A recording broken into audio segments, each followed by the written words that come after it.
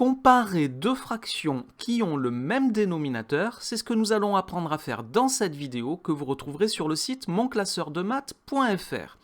Alors, deux fractions qui ont le même dénominateur, nous allons préciser qu'on travaille avec des nombres positifs.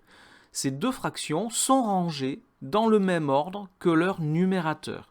Cela signifie que quand deux fractions ont le même dénominateur, celle qui a le plus grand numérateur est la plus grande des deux fractions.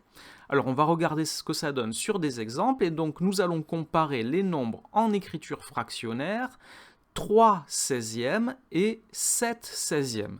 Donc pour pouvoir appliquer la méthode que nous venons d'énoncer, il faut vérifier que les deux fractions ont bien le même dénominateur. Ici, il s'agit de 16. Nous sommes donc en train de comparer des 16e, 3/16 et 7/16. Eh bien, quand il y en a 3, il y en a moins que quand il y en a 7. Donc 3/16 est inférieur à 7/16 puisque 3 est inférieur à 7.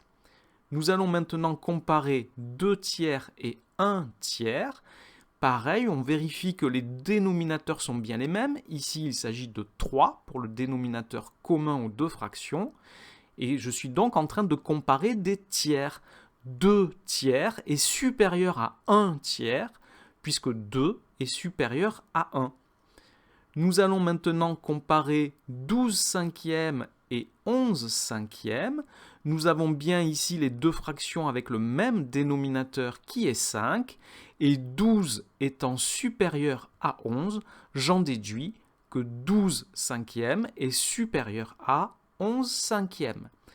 Et enfin, nous allons comparer 5 septièmes et 13 septièmes.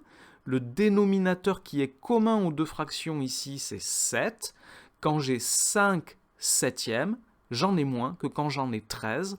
Je peux donc dire que 5 septièmes est inférieur à 13 septièmes. Voilà pour la méthode qui permet de comparer deux fractions qui ont le même dénominateur.